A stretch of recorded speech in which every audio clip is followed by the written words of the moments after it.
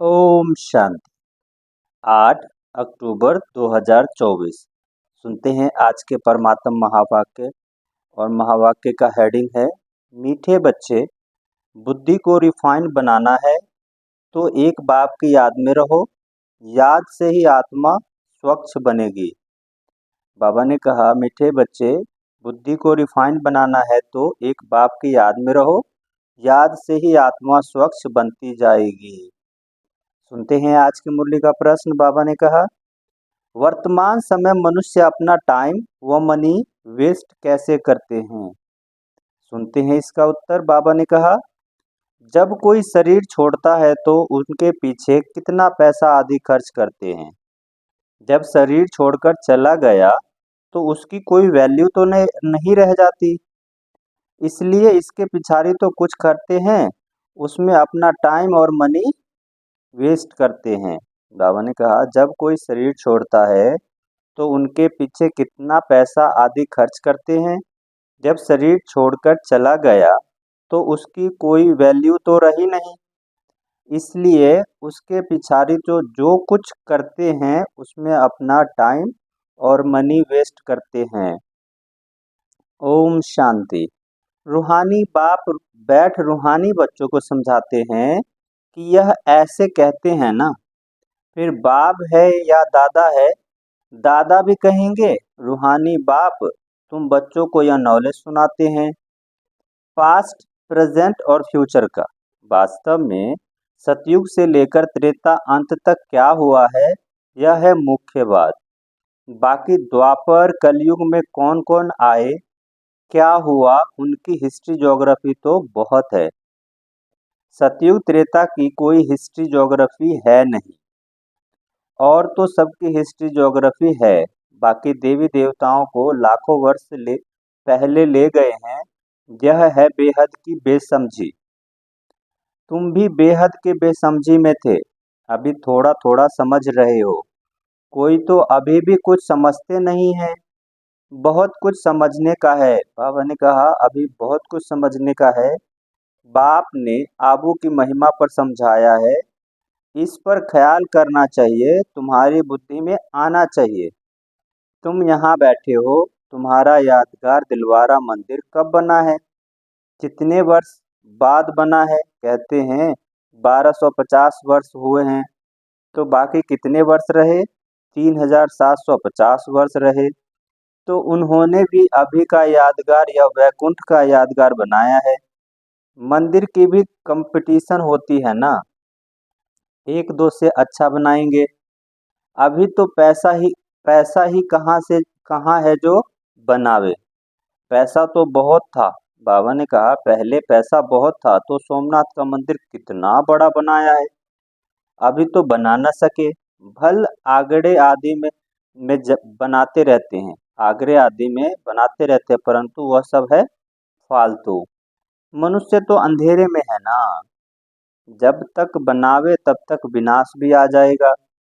यह बातें कोई भी नहीं जानते हैं। तोड़ते और बनाते रहते हैं, पैसे मुफ्त में आते रहते हैं। अब वेस्ट होता रहता है, सब वेस्ट होता रहता है। Waste of time, waste of money, waste of energy. कोई मरता है तो कितना टाइम गवाते हैं। हम कुछ भी नहीं करते, आत्मा तो चली गई, बाकी खाल का क्या काम है? सर्प खाल छोड़ देता है, उनकी कोई वैल्यू है क्या? कुछ भी नहीं। भक्ति मार्ग में खाल की वैल्यू है। जड़ चित्र की कितनी पूजा करते हैं। बाबा ने कहा, भक्ति मार्ग में खाल की वैल्यू है, जड़ चित्र की कितनी पूजा करते हैं, परंतु यह सब आए कैसे? कुछ भी पता नहीं। इनको कहा जाता है भूत पूजा।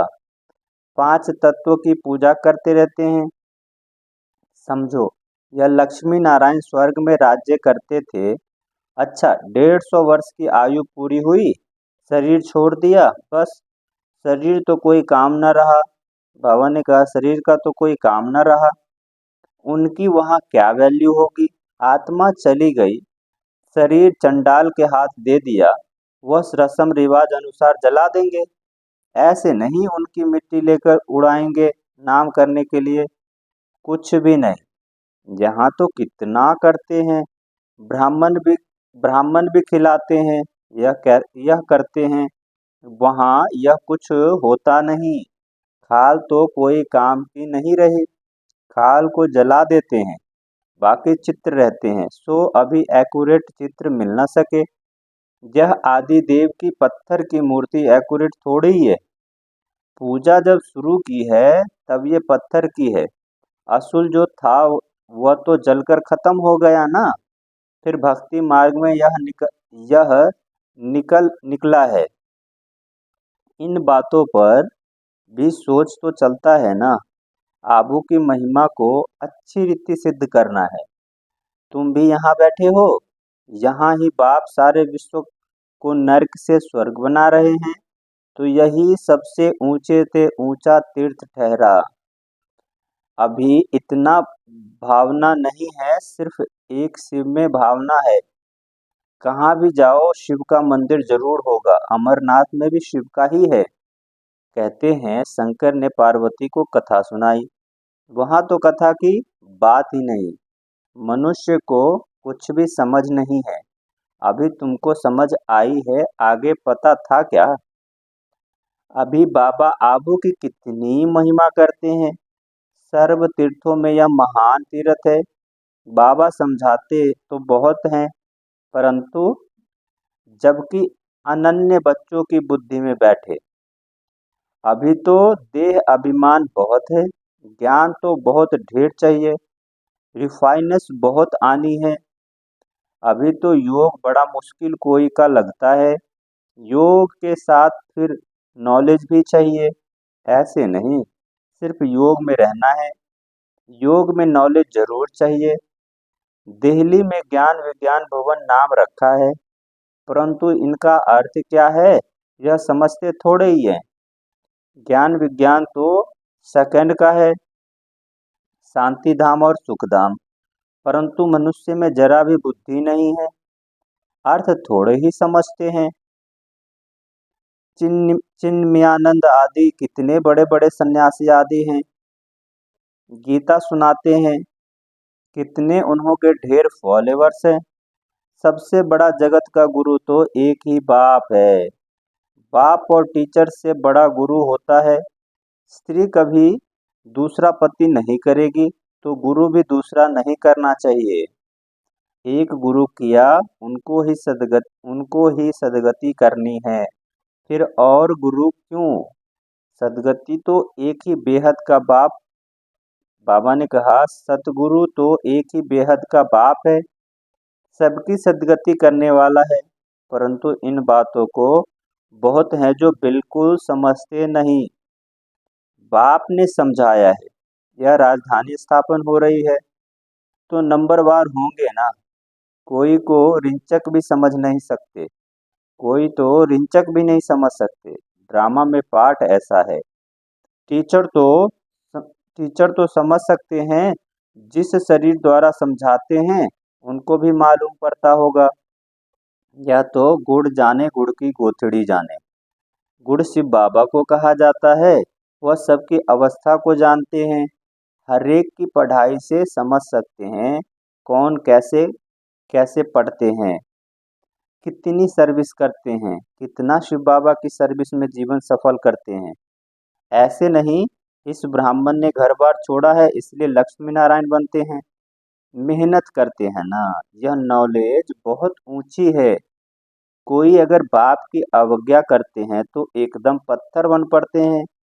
बाबा ने समझाया था, यह इंद्र सभा है, शिव बाबा ज्ञान वर्षा करते हैं। उनकी अवज्ञा की तो शास्त्रों में लिखा हुआ है पत्थर बुद्धि हो गए। इसलिए बाबा सबको सिखलाते हैं, बाबा लिखते रहते हैं। साथ में संभाल से कोई बाबा ने कहा साथ में संभाल से कोई को ले आओ। ऐसे नहीं विकारी अपवित्र यहाँ आकर बैठे, नहीं तो फिर ले आने वाले ब्राह्मण ही पर दोष पड़ जाता है। ऐसे कोई को ले नहीं आना है, बड़ी रिस्पॉन्सिबिलिटी है। बहुत ऊंचे से ऊंच बाप है, तुमको विश्व की बादशाही देते हैं, तो उनका कितना रिगार्ड रखना चाहिए। बहुतों को मित्र संबंधी आदि याद पड़ते हैं, बाप की याद नहीं है, अंदर ही गुटखा खाते रहते हैं। बाप समझाते हैं यह है आसुरी दुनिया, अभी दैवी दुनिया बनती है। हमारी एम ऑब्जेक्ट यह है, यह लक्ष्मी नारायण बनना है। जो चित्र है सबकी बायोग्राफी को तुम जानते हो। मनुष्य को समझाने के लिए कितनी मेहनत की जाती है, तुम भी समझते होंगे। यह कुछ अच्छा बुद्धिमान है, यह तो कुछ नहीं समझते हैं। तुम बच्चों में जिसने जितना ज्ञान उठाया है उस अनुसार सर्विस कर रहे हैं। मुख्य बात है ही गीता का भगवान की। सूर्यवंशी देवी देवताओं का यह एक ही शास्त्र है, अलग अलग नहीं है। ब्राह्मणों का भी अलग नहीं है। यह बड़ी समझने की बातें हैं। इस ज्ञान मार्ग में चलते चलते अगर विकार में गिर पड़े तो ज्ञान बह जाएगा। बहुत अच्छे अच्छे जाकर विकारी बन पड़ते हैं, पत्थर बुद्धि हो गए। इसमें बड़ी समझ चाहिए। बाप जो समझाते हैं उनको उगारना है। यहाँ तो तुमको बहुत सहज है, कोई लौकिक कार्य व्यवहार हंगामा आदि नहीं। बाहर में रहने से धंधे आदि की कितनी चिंता रहती है। माया खूब तूफान में लाती है। यहाँ तो एकांत लगी पड़ी है। बाबा तो फिर बच्चों को पुरुषार्थ कराते रहते हैं। यह बाबा भी पुरुषार्थी है। बाबा शिव बाबा ने कहा ब्रह्मा बाबा भी पुरुषार्थी है। पुरुषार्थ कराने वाला तो बाप है। इसमें विचार सागर मंथन करना पड़ता है। जहाँ तो बाप बच्चों को साथ बैठे हैं, बाबा ने कहा यहाँ तो बाप बच्चों के साथ बैठे हैं। जो पूरी अंगुली देते हैं उनको ही सर्विसेबल कहेंगे। बाकी गुटखा खाने वाले तो नुकसान करते हैं और ही डिससर्विस करते हैं, विघ्न डालते हैं।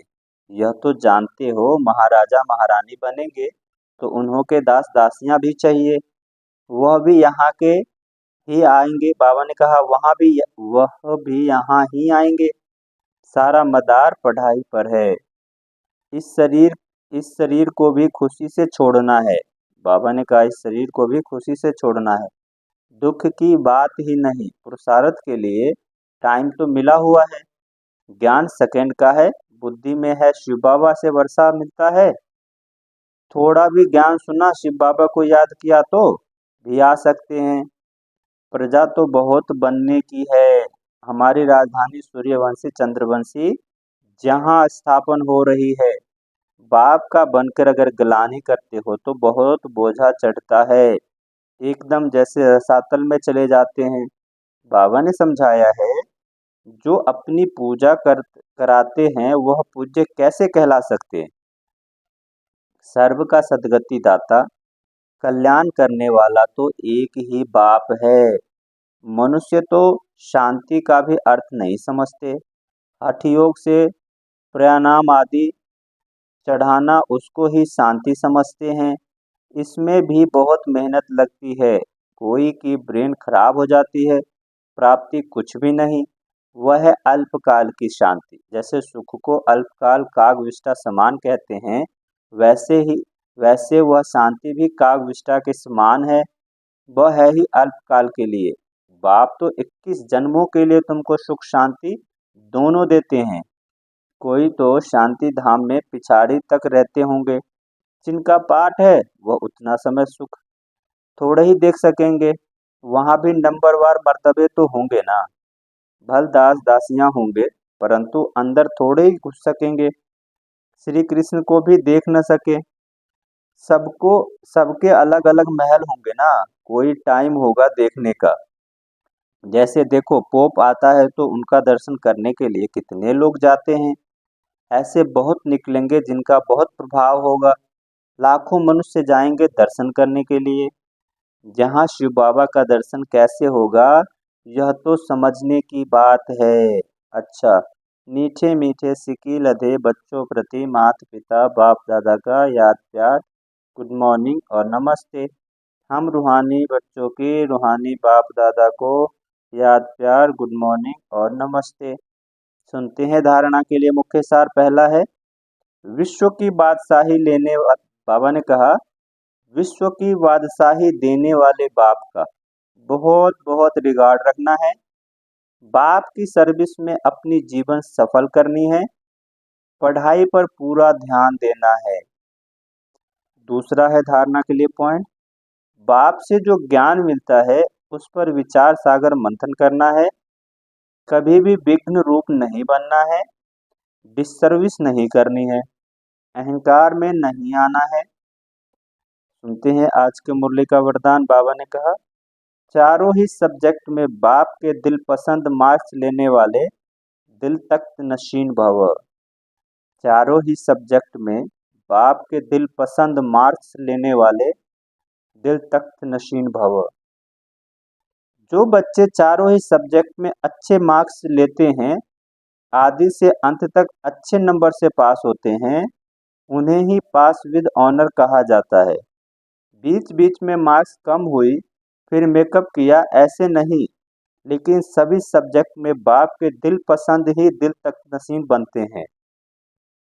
साथ साथ ब्राह्मण संसार में सर्व के प्यारे, सर्व के सहयोगी, सर्व का सम्मान प्राप्त करने वाले दिल तख्त नसीन सो राज्य तख्त नसीन बनते हैं। सुनते हैं आज के मुरली का स्लोगन। बाबा ने कहा, दिलरुबा वह है जिसके दिल में सदा यही अनहद गीत बजता रहे कि मैं बाप, बाप की बाप मेरा।